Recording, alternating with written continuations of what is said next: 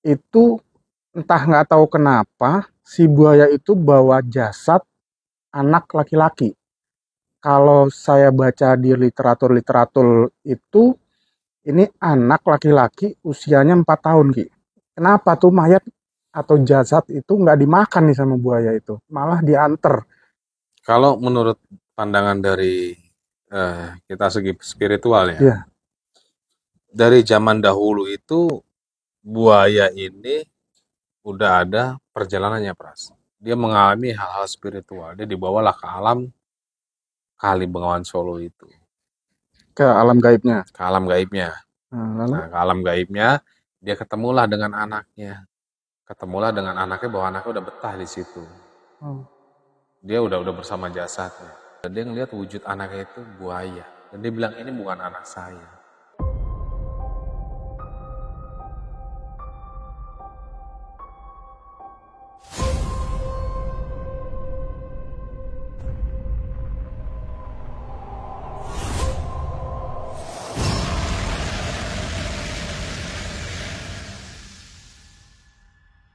Assalamualaikum warahmatullahi wabarakatuh.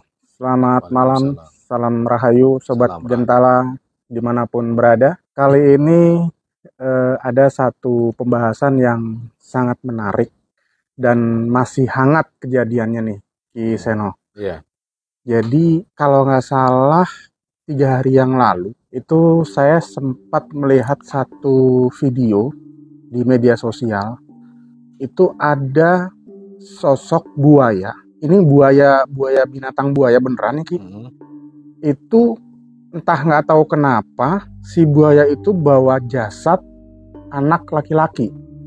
Kalau saya baca di literatur itu, ini anak laki-laki usianya 4 tahun, Ki. Terus? Nah, yang saya tahu selama ini ya, apalagi kalau nonton di film-film gitu ya, yang namanya buaya, kalau lihat manusia itu kan pasti dimakan nih ya. Iya. Nah, apalagi ya ibaratnya buaya ini kan salah satu binatang buas gitu. Yang notabene ketemu manusia udah pasti makan, udah pasti mati dimakan buaya. Nah, ini dia bisa nganterin dengan gigitan entah itu yang digigit kakinya atau badannya tapi utuh, sampai dengan si buaya ini bawa jenazah atau jasad anak laki-laki ini sampai ditemukan sama orang-orang. Nah, yang jadi ganjalan atau keganjilan di sini, kok kenapa tuh mayat atau jasad itu nggak dimakan nih sama buaya itu, malah diantar ke tepi sungai. Itu kejadiannya kalau nggak salah di Sungai Mahakam, Kalimantan Selatan. Nah, menurut pandangan dari Ki Seno nih seperti apa, Ki? Kalau menurut pandangan dari kita segi spiritual ya, Iya. dari zaman dahulu itu buaya ini udah ada perjalanannya, Pras. Ada perjalanan di sini, jadi artinya banyak manusia ini yang mempelajari sesuatu hal ilmu, dia bisa menyatu dengan buaya siluman. Jadi buaya ini kalau kita tarik ke spiritual, itu ada namanya ratu buaya. Ratu buaya ini dalam hal spiritual. Jadi banyak juga orang-orang melihat di sini terkadang melihat dia kayak buaya putih. Buaya putih kan nggak ada. Ada juga di sini yang jadi maul wujud dari buaya putih ini bisa menyerupai perempuan. Akhirnya dia melakukan hubungan yang dilarang dengan Tuhan. Terjadilah beranak pinak di situ. Jadi nggak semua buaya ini buas. Buaya akan menjadi buas dengan orang-orang yang memang dia tidak memiliki adab, gitu. Jadi tidak memiliki adab. Kalau yang misalkan kalau gue melihat dari segi spiritual sih, kerajaan di bawah kali ataupun sungai, bisa juga di danau, itu ada kerajaan siluman. Bisa jadi yang membawa anak balita ini dia dari hal-hal yang memang sifatnya gaib, bukan asli buaya. Artinya asli buaya, tapi dia buaya bukan yang buaya pada umumnya. Kayak gitu. Jadi ada beberapa kejadian dulu ya, ini gue alamin sendiri. Waktu itu ada di daerah Bengawan Solo. Jadi di Bengawan Solo ini ada satu anak yang memang hilang. itu waktu di situ posisi gue itu waktu itu masih belum terlalu dewasa ya. Anak di situ anak itu berenang di Kali Bengawan Solo, dia hilang dan dicari dengan juru kuncinya. Juru kunci itu bilang sama orang tuanya harus puasa. Dan orang tuanya itu nunggu di pinggir kali dan dia sambil berpuasa 7 hari. Terus dia bilang, anakmu ini udah beda alam. Dia nggak peduli, orang tuanya ini nggak peduli. Saya tetap mau ketemu anak saya, adanya di mana. Kalau memang dia mati, jasadnya adanya di mana. Kalau memang dia masih hidup, ya saya minta dipertemukan dengan saya. Dia bilang anakmu udah di alam lain. Dia tetap mau ketemu. Akhirnya dikasihlah solusi dia buat puasa ngebleng 7 hari di pinggir Kali Bengawan Solo. Akhirnya dia melakukan itu karena dia saking sayang sama anaknya. Dia melakukan itu, cuman syaratnya kamu harus akui itu anakmu. Jangan sampai kamu ini bilang bahwa ini bukan anak saya. Akhirnya diajaklah perjalanan spiritual.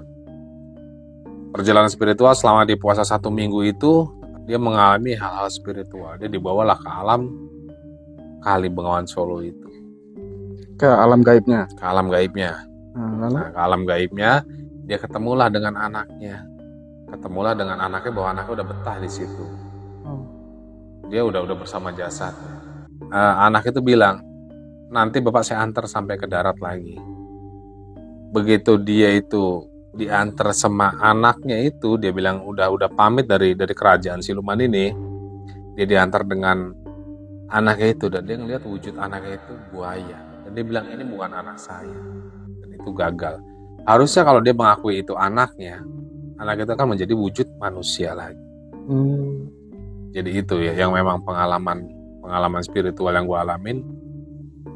Selain apapun, binatang apapun, sebuas apapun, bukan hanya buaya, Pars.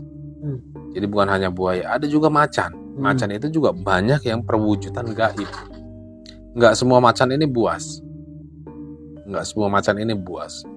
Macan itu banyak yang hal-hal gaib itu kayak terah dari dia Prabu Siliwangi. Jadi banyak binatang-binatang buas yang dia akan menjadi kasih sayang ataupun ulas asih untuk mengantarkan jasad. Kalau memang dari yang paling utama dari anak orang yang hilang atau meninggal ini, ibunya itu orang tua itu orang yang soleh. Itu yang paling utama. Kalau bayi kan nggak ada dosa, nggak mungkin dia ada dosa. Nah, orang-orang yang dimakan buaya ini orang-orang yang sompral, orang-orang yang memang dia menantang. Makanya itu dalam hal perjalanan spiritual itu, diri kita itu diajarkan tentang adab. Gue tetap balik lagi ke adab. Kalau kita sompral dimanapun tempat, udah pasti mati. Gitu. Kembali tadi Kiseno bicara adanya ratu buaya. Nah, ratu buaya atau siluman buaya. Nah, kalau kita telusur, apakah di setiap sungai ini kan kejadiannya di Kalimantan Selatan ya, Nah, setahu saya nih ratu buaya ini atau siluman buaya nih biasanya kan adanya di Pulau Jawa, Ki. Iya. Nah, apakah di sungai tersebut ini ada tuh? Ada. Nah, berarti kayak contoh ilmu Batara Karang. Batara Karang ini yang memang dia nggak bisa mempan dibacok, nggak bisa diapa-apain, nggak bisa mati, jadi menjadi jenglot. Kalau ilmu ini udah menyebar, artinya orang-orang zaman dulu itu kan lebih mengutamakan kanuragan. Ya. Karena apa? Untuk bertahan hidup, siapa yang kuat itu yang jadi pemimpin zaman dulu. Kalau ratu buaya di sini artinya banyak orang-orang yang bersekutu ataupun mempelajari tentang ilmu tersebut. Dia akan dimanapun tempat pasti ada Pras. Karena satu wilayah kekuasaan. Contoh, kalau kita tarik ke tanah Jawa, Kanjeng Ratu Kidul, penguasa pantai selatan. Selatan ini kan ada di Jogja, ada juga di Pelabuhan Ratu, di Jawa Barat, Jawa Tengah, ada Jawa Tengah, Jawa Barat, Jawa Timur, itu ada semua. Selatan, ilmunya itu udah menyebar kemana-mana. Jadi nggak menuntut kemungkinan dimanapun itu pasti ada. Karena ilmu itu cepat. Ya kayak angin lah cepat. Ya. Berarti kalau dilihat di video tersebut, Ki, itu kalau menurut saya ya itu sih binatang ya, bukan artinya dibilang tadi siluman. Apa sih yang membedakan, Ki? Bagaimana kita tahu gini maksudnya? Bagaimana kita tahu itu binatang benar atau binatang yang jadi-jadian gitu? Kalau untuk Sebagai membedakan, manusia awam gitu. kalau untuk membedakan kita harus memahami tentang ilmu gaib. Sekarang kalau umum manusia, banyak orang-orang yang dia melihat orang meninggal.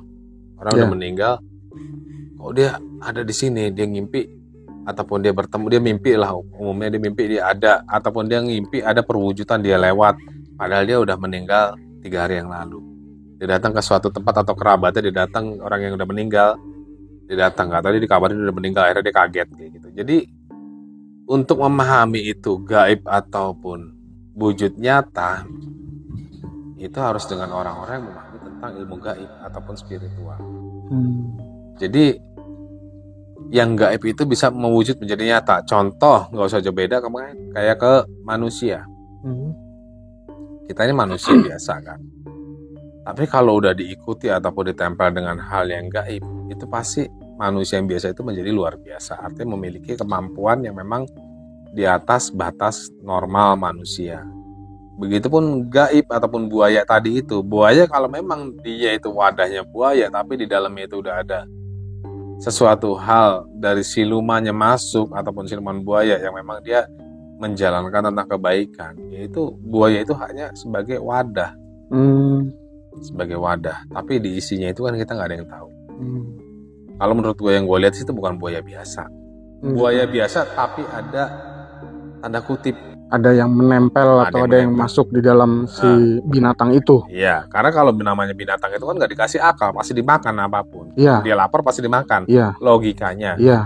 Tapi kalau dia udah dihinggapi sesuatu hal yang memang berjalan dari siluman itu pun untuk kebaikan, contoh siluman buaya itu kan pasti ada yang hak juga, ada yang baik.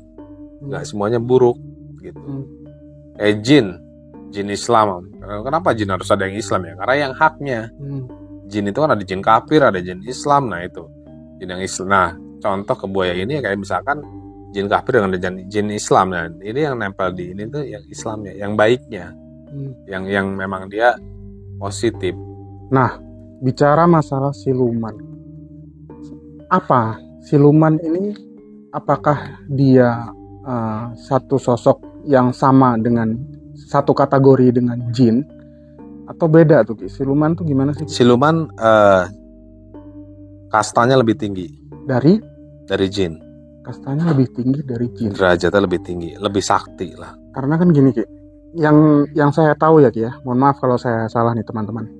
Tuhan itu hanya menciptakan manusia dan jin untuk beribadah kepadanya, begitu kan, Ki ya? Nah, terus ada satu bahasa siluman. Nah, ini kenapa nih muncul nih yang namanya siluman? Padahal secara penciptaan kan hanya manusia dan jin. Kok bisa ada istilah siluman ini? Apa memang gimana tuh? Kalau kita tarik ke atas, Tuhan itu pertama menciptakan itu malaikat dan setan. Iya. Baru manusia dan jin. Jin yang menyerupai manusia. Jin yang menyerupai manusia ini manusia yang tidak beriman kepada Tuhan, menjalankan selalu kemaksiatan, tidak pernah menjalankan kebaikan atau ibadah dengan Tuhan, meninggal menjadi jin. Maka dikatakan jin yang menyerupai manusia. Jin yang menyerupai manusia ini bisa dikatakan orang yang takdirnya ini, ketentuan dari Tuhan itu belum sampai, terus dia meninggal duluan. Contoh misalkan orang-orang yang bunuh diri, makanya kan orang-orang yang bunuh diri itu dilaknat, atau dibunuh atau kecelakaan, itu kan yang matinya nggak wajar gitu. Nggak wajar lah kayak gitu. Itu bisa dikatakan jin yang menyerupai manusia. Jadi sebenarnya dia awalnya manusia menjadi jin di situ. Jadi kalau misalkan siluman di sini orang yang bisa dikatakan siluman, orang-orang yang mempelajari ilmu yang tidak mendapat ridho atau restu dari Allah. Begitu dia meninggal, dia mempelajari sesuatu hal yang memang dia bersekutu dengan setan ataupun jin, matinya dia menjadi siluman. Nah, berarti bisa disimpulkan di video yang 3 hari yang lalu sempat viral itu, Ki, jadi buaya yang bawa jasad si anak bayi ini tadi sudah bisa dipastikan bahwasannya itu bukan binatang biasa atau bukan binatang yang sebenarnya binatang itu. Iya. Ada something lah di binatang Di tersebut, dalam buaya di itu. dalam binatang buaya tersebut ya Ki ya. Gitu. Jadi memang satu keberuntungan atau satu keberuntungan buat si jasad ini bisa dibawa sampai akhirnya ditemukan oleh keluarganya. Iya. Gitu ya. Dan tidak semua orang bisa mengalami hal tersebut. Nggak semua orang. Nggak semua orangnya. Jadi begitu teman-teman, pembahasan kali ini tentang video seekor buaya yang sempat membawa jasad anak laki-laki di Sungai Mahakam, Kalimantan Selatan. Percaya tidak percaya, tergantung bagaimana kalian menyikapinya dan bagaimana kebijaksanaan kalian dalam menyikapinya. Sampai ketemu di video selanjutnya. Assalamualaikum warahmatullahi wabarakatuh. Waalaikumsalam. Salam Rahayu. Salam Rahayu.